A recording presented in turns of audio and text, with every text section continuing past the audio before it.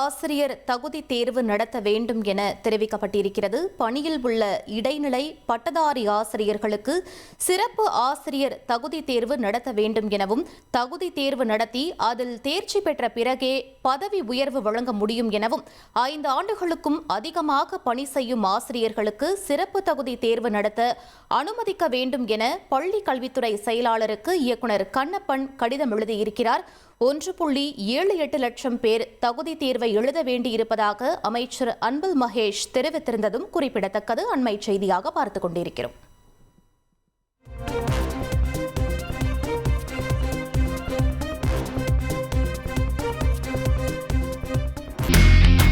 இனி செல்லும் இடமெல்லாம் செய்தி.